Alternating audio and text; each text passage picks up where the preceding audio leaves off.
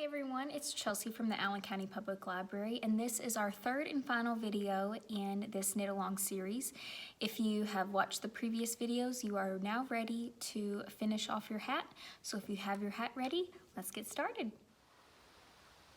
Okay, so this is where we finished last week. We have done our decrease and we are ready to finish off these stitches. So what I've done is I've cut a tail of yarn here. It's about 1.5 feet. And I have threaded my needle. It's a tapestry needle, or if you just have a really big, or tapestry needle, if you just have a really big needle, that'll work too. You can usually find these in the sewing kits at the dollar store if you don't have one.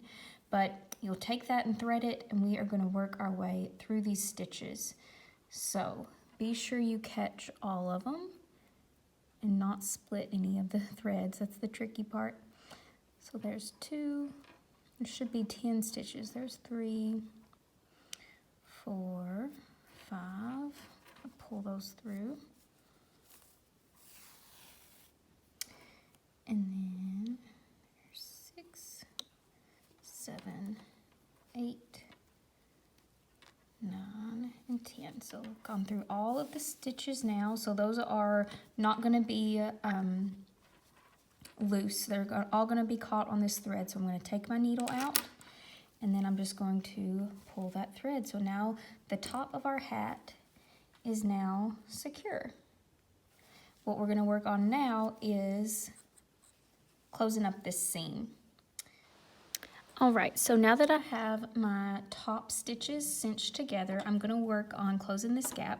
And I have threaded my tail that I had at the bottom onto my needle. And I'm going to do a mattress stitch to close this gap. So at the beginning it's going to be a little more difficult because we are using, this side has knit stitches and this side has purl stitches. So that might be a little difficult at the start, but you will get the hang of it. So what this mattress stitch does is you are taking the strands that connect the 2 rows of stitches. If you can see, it's almost like a ladder in between here. If you can see that right there, see those stitches or the yarn that connects those. We're going to use those on both sides to stitch this seam closed to where it looks like there is no seam. It's going to make it finish really well, really nicely. So what we're going to do is I'm going to take my needle and I'm just going to go under this first stitch here. So you can see that this is a stitch, and I'm just going to go in between those. Don't get your other strands twisted up in that. Okay, so we're through that one, and then on the other side we're going to do the same. We're going to go through this first stitch, or in between the first and second stitch here. So here's our first row of stitches, here's the second, and we are going to go right through there. And I'm not going to get it too tight because this stitch that we're doing, it's going to be really easy to just cinch a bunch of stitches together. So I'm going to kind of keep it loose, especially in the beginning, so that you can see. So I'm going to find my little ladder stitch in between the first row. So here's my first row, there's the second row, and I'm going to pick up this piece of yarn and I'm going to go under it. And this other side, it's not going to look exactly the same. So I'm going to pick up, takes me a second to find it. Here it is. I'm going to pick up this yarn right here. It's a little bump, one of the bumps. So we'll pick that bump up. So now it looks like this. And we'll go back over here. We'll find our stitch in between the rows here again. So I already did this one down here. We're going to go under this one. And then we'll go back. And I went through this stitch, so we're now going to go through this one.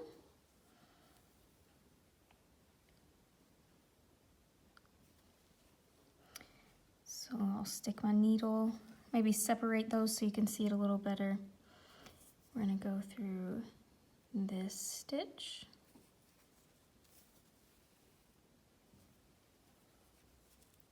We'll come back over here Went through this bump, so we're going to go through this bump.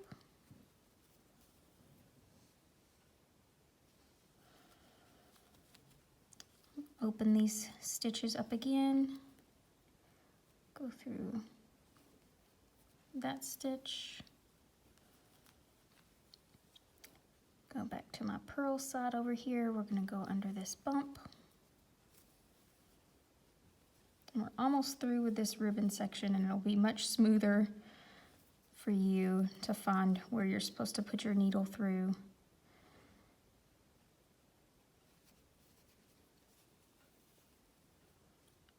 Do one more and then I'll pull these stitches tight. Go through this bump. See, you can see how this is a row of stitches and this is a row. So we're going to go right here in between. Okay, so I've gotten that far and now I'm going to just pull. And it's going to close up this gap really nicely. Just like that. And you can hardly even tell if you look inside. It's got a nice thick closure, but on the outside you can hardly, we went from a 2, 2, and this one kind of just looks like a single, but otherwise you cannot tell that you have made a seam here. So you're going to continue that. I won't do the whole thing, but I will show you a few more stitches here now that we're switching to our stockinette stitches here. So we ended on this side and we're going to go back over here. I'm going to separate my stitches here. We'll go through that ladder, and then I'm going to find my ladder of stitches on this side.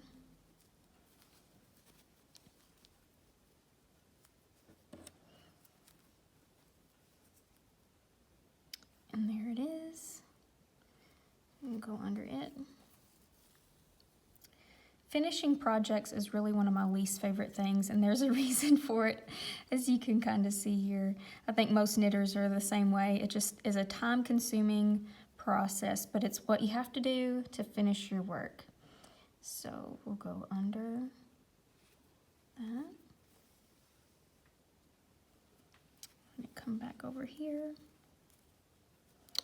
So we just went through here. So I'm going to go up, catch the next one right there.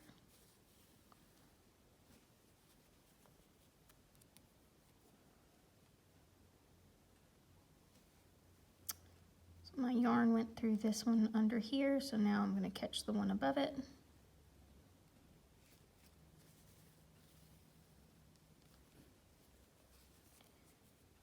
Then we'll do the same over here. I've already caught this one, so we'll go up to the one above it. Okay, and then I'm just going to tighten it all again. Like that. As you can see, that's going to be really nice once it's all done. I'm going to go ahead and finish this up, and then I will show you how to weave in your ends. All right, so I have now finished my seam here. You can hardly tell I've done anything. I will mention that once you get up to the decreasing stitches, it was kind of hard to find my ladder stitches, as I call them, that I was using to close this seam, and I kind of just tried to find some yarns that weren't going to be seen to pull it together, and you can't really tell a difference. And on the inside, you can't tell a difference either. Just make sure whatever you do once you get up there, that it closes the hole and that there is no gaps in that seam. So that is how you do the mattress stitch to close that gap. Now we are going to weave in our ends. So I'm going to turn it inside out, and I'm not the best at weaving in my ends. I have had struggles with this. It's not my favorite thing in the world to do, but I've been researching to see what's the best thing to tell you. So I'm going to show you a couple of the different ways that you can weave in your ends. And the first one is to just do a straight stitch down, straight stitch up, straight stitch down. So I'm going to take my needle and I'm going to go through, we'll start right here. Go through the bumps here. So, and I'm just going to go down a line. So we'll go down maybe 5.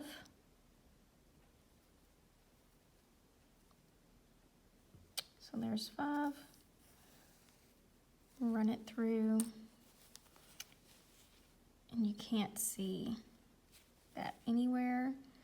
So it's hiding you don't want your woven in ends to be visible on the front. So there is one way. We're going to go back up. So go up these bumps. Okay. Then we're going to come down, and it's also a good thing to pay attention to your tension here, because you don't want to pull it too tight and then it's just going to be a really wonky spot on the hat. You don't want to pull too loosely. You want to be kind of in that sweet spot. And you can usually tell. If you can pull it, then it's probably just fine. Okay, so I'm going to go through the 5 there. Pull it through. Give it a little tug, make sure it's not too tight. Flip it through, make sure it looks okay. Looks good to me. And then we are just going to cut it. And that is one way to weave in your ends. Okay, and then we've still got one strand here that needs to be taken care of. So we are going to thread this needle. Sorry, I keep putting it off to the side so I can see it and then you can't see it. Okay, so we've threaded that needle. And since it's on the outside, I'm going to poke it through and turn my work inside out. Okay. So I'm gonna feel around. I think right here it's thicker, so I'm pretty sure that's where I wove in my end there. So I'm gonna come over here where I haven't wove anything in, just so it doesn't get too thick in one spot. And this is the zigzag method, I guess is the term for it. But you are going to take your needle and you're gonna go through one bump and you are gonna angle it out to one row over.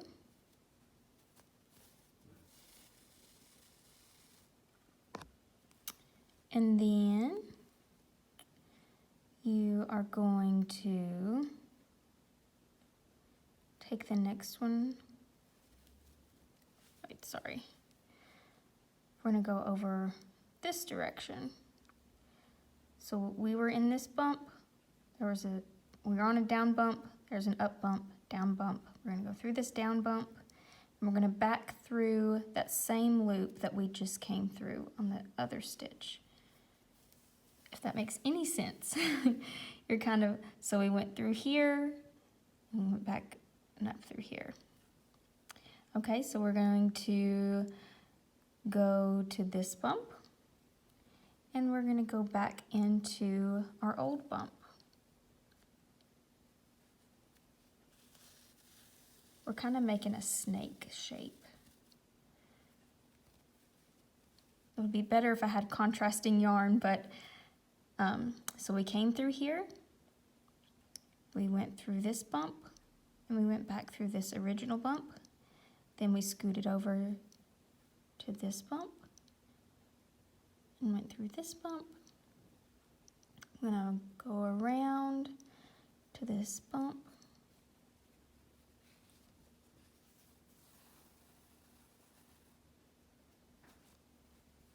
We're gonna go back through to this one.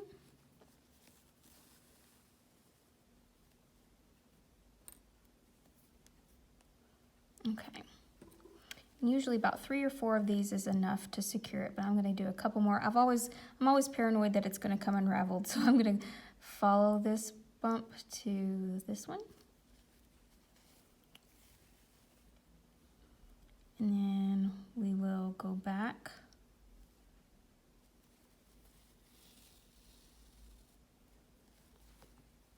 also kind of difficult when you're on the crown portion of the hat and it's going in a circle.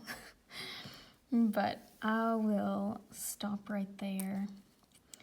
Give it a little tug, pull, make sure that everything is secure, not too tight, not too loose. And we will cut that one as well.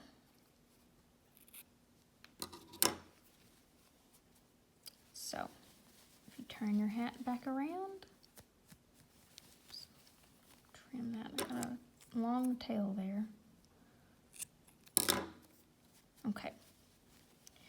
So now we have a finished hat, and it is ready to be donated to the health department to give to children in our community. All right, so that is the end of our series. We have now finished our hat, and hopefully you finished your hat at home as well. You can make as many of these as you want. If you want to get a kit from the library, we still have some of those available, or if you want to use your own purple yarn, you can do that as well. Just be sure to drop them off here at the library and we will get them to the health department. I hope you've enjoyed this, and we'll see you at our next video.